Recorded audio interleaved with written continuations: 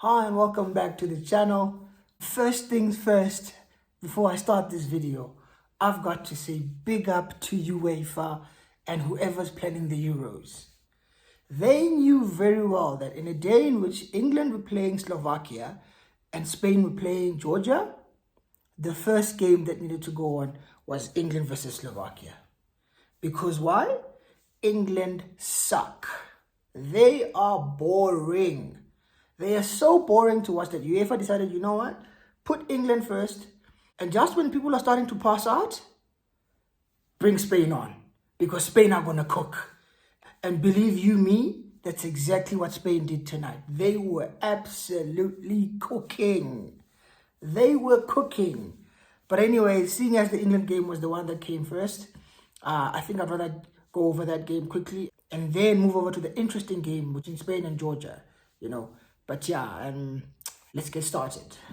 So England have just beaten Slovakia by 2-1 in very, very, very, very, very dramatic fashion. I mean, as always, England were playing poor football. Nothing new there. Literally nothing new there. Everybody who's been watching England throughout this entire tournament knows that England suck. England under Gareth Southgate absolutely suck. And I genuinely believe that they play the worst football that we're seeing in this tournament. Honestly, they're awful to watch. So boring. I mean, in the first half, we saw Slovakia take the lead in the 25th minute through, is it Hans? I forgot the name of that guy. But basically, he scored a good goal to give Slovakia the lead today.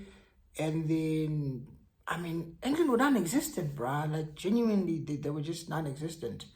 I mean, apart from the goal which they scored from Phil Foden earlier on in the second half to equalize, that goal was basically ruled offside, so it didn't stand. But as always, they sucked, man. They just, the typical sideways passing, the slow build-up play.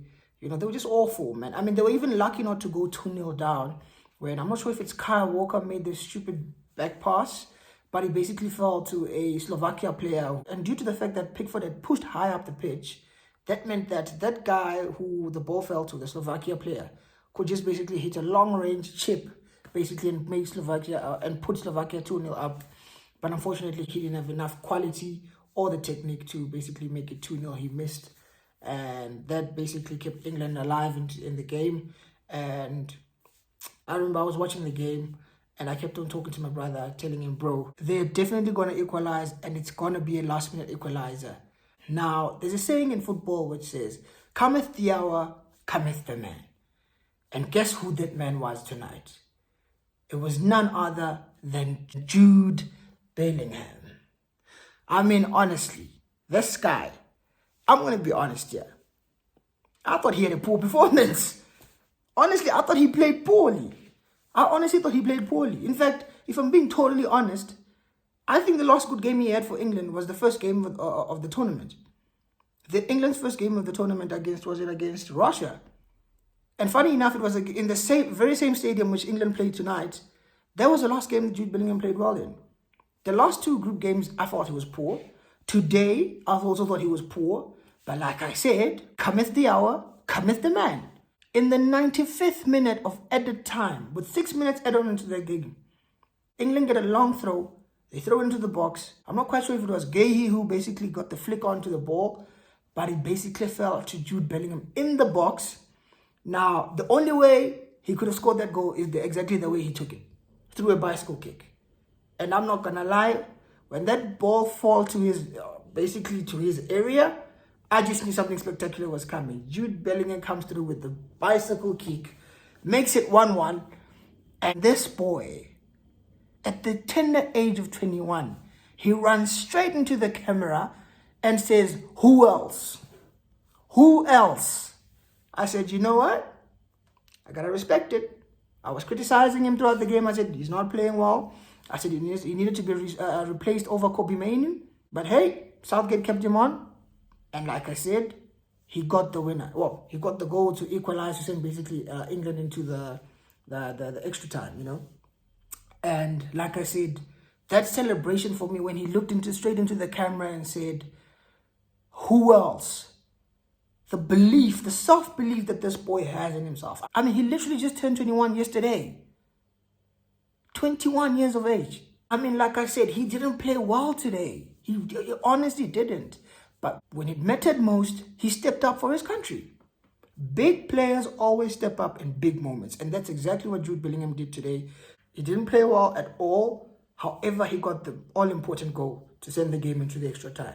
Now, the game goes into extra time. Harry Kane, in the 50 seconds into extra time, he makes it 2-1. And guess who played a part in that goal? Eberechi Eze. I think it was like a corner. It was a free kick for England, taken by Cole Palmer, cleared by the Slovakia defense. Forced to Eberechi Eze, tries to hit a long-range shot. He shanks it. It basically hits the floor, goes into the box. Ivan Toney heads it nicely, puts it on a plate for Harry Kane. He makes it 2-1. And I'm thinking, you know what, Gareth Southgate, your substitutions made a change today. I mean, the only good thing we saw from Phil Foden today was the goal he scored, which was offside. You know? So you replaced Phil Foden, you brought on Ivan Toney, and you had basically, England were basically playing with two strikers in the game because they were chasing the game. They had Toney and they had Kane. And to be honest, England actually looked much, much better with those two players on the pitch. So I don't know, is it something England should be looking into doing in the games that are coming up? I don't know. Maybe they should. Because to be honest, I genuinely thought they looked better with both Toney and Kane on the pitch. As for the other substitutions, Cole Palmer, I thought it was absolutely brilliant when he came on. He was very direct. He was creating chances, you know, whipping balls into the box, taking shots himself. I mean, Bukayo Saka, he was moved from right wing to left back, you know. But by the time the game ended, it was almost like he was playing in a right wing back position because England was now playing in a back six, you know, trying to see the game out. But like I said, man, England weren't good. I mean, Gareth Southgate, he's got to be the luckiest manager in the world, man. Honestly, in terms of players, in terms of individual players, he's got the Premier League Player of the Season, Bundesliga Player of the Season, La Liga Player of the Season. And yet, you just can't utilize them. You can't get the best of them, you know. But based on the way in which England have fallen on the easy side of the bracket, I can honestly see England going to the finals. By hook or by crook, I'm not saying they're going to play well, they're going to be rubbish. But let's be honest, they've got easier opposition on their side. In the next game, they've got Switzerland, which I have to be honest, I didn't see Switzerland beating Italy, but they did it. So big ups to them. So I do think they're going to give England a tough time. But like I said, the cream always rises to the top. Due to the brilliant players that England have individually, I think England will somehow win that game and go on through to the semi-finals, you know. But anyways, those are my thoughts on the England game. Let me know if you agree with anything I said. Do you disagree? When I say that Jude Bellingham didn't really play well, I mean, they gave him man of the match. For me personally, I thought man of the match was Kobbie Mainoo. I thought he was absolutely brilliant. He played very, very well. I thought he was my man of the match, but I get it. I get why Jude Bellingham got given the man of the match award. I mean, he scored the all-important equalizer, so fairs, you know. But anyways, let me know if you agree or disagree. Also, please like the video and subscribe to the channel if you haven't already. But anyways, let's move over to the Spain versus Georgia game. I mean, this was another firecracker. This was absolutely brilliant football, especially the first half. It wasn't just Spain doing their thing or having their way. Yes, Spain dominated the ball. It's Spain. They're always going to do that. But Georgia on the counter-attack, every single time they looked to hit Spain on the counter, they looked so dangerous. It literally looked like Spain would concede every single time Georgia went on their counter-attack. You know, I mean, Georgia were lucky enough to go ahead in the game, to go 1-0 up through their own goal. It was a good cross into the box from Georgia's right back, which Lenormand basically scored an own goal. But you can't blame him for that. He was in a very awkward position, you know. If he hadn't touched it, Kvaratskhelia was right behind him, so he would have scored it anyways. So, you know, you can't really complain about that. But other than that, Spain kept on attacking and creating chance after chance. But like I said, Georgia were playing very good football. Like they were just sitting back and looking to hit Spain on the counter. But it seemed to work for quite a lot of that first half, you know. Because every time they went forward, they looked very, very dangerous and they looked like they would score, you know. But unfortunately for them, Rodri managed to get the equalizer just before halftime. And I'm thinking, what a goal. You know, when you talk about a typical Rodri goal, it was that. Anyone who didn't watch the game, but who knows Rodri, who's been watching him for Man City all season, Rodri scored the typical Rodri goal. Edge of the box, good shot, put it in the back of the net, makes it 1-1 for. And that basically helped Spain calm down a bit, you know, just start to play the usual football. Because as soon as Georgia went 1-0 up, Spain got rattled a bit, and they were basically pushing too many bodies forward and leaving gaping holes at the back, which led to the counters from Georgia. But anyways, we went into halftime with the game being 1-1. And then second half, I'm not going to lie, Spain basically said, you know what, Georgia? You've had your fun in the first half, but no more. No more. Spain just dominated the ball. They just controlled the ball. Tiki-taka as usual. But you know what I like about this version of Spain? It wasn't just the tiki-taka. It was the tiki-taka with the mixture of directness. The direct, pacey, skillful wingers in Lamine Yamal and Nico Williams. Oh my God, those two kids on the wings. I spoke about these two kids when they played against Italy. They were brilliant. And the same thing happened again tonight. I mean, Lamine Yamal, 16 years old. He got another assist. He got a second assist of the tournament. Of course, he could have scored about a hat-trick. I'm not going to lie. He got some big chances, which he should have at least taken one of them. But you know what? You let him pass. He played so well. He played so well. He basically created the second goal for Spain today. Basically, Spain got a free kick. He hit a very nice free kick, but Mamadashvili being Mamadashvili, he made a big save to prevent it. The ball didn't go out. Spain kept on putting pressure. The ball came back to Lamine Yamal, puts it in the box, and who stepped up? But my main man, the guy who's impressed me the most in Spain's midfield, and that's none other than Fabian Ruiz. I know Rodri's world class. I know for me personally, he's the best defensive midfielder in the world. Bar none. Rodri is the best. But going into this tournament, I expected Pedri to be the one to shine. I mean, Rodri, I didn't expect anything other than what he's doing. He's a world-class player. But I expected Pedri to be the one to shine. As for Fabian Ruiz, I'm not going to lie. He hasn't been that good for PSG this season. So I didn't really expect much from him. However, he has been absolutely brilliant for Spain, man. He has been so good. So good. I've been very impressed by him. And maybe the reason why I feel like Rodri hasn't really impressed me is because I'm used to seeing it. He's played very well, but I'm used to seeing it week in, week out. So I'm just like, nothing new there. This is what we expect from Rodri, Unlike with Ruiz, who was having a poor season at PSG, but he's got into this competition and he's looked like a completely different player. He just glides through the pitch, so much class, and is very silky. Like, he's such a good player. Fabian Ruiz, he's such a good player. But anyways, there was a very good ball put into the box by the 16-year-old Lamine Yamal. Very good cross.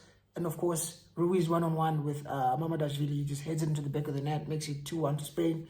And I'm thinking, okay, Georgia are definitely dead now. They're out of this game. Spain are in front. They've got full control. They were putting pressure on Georgia.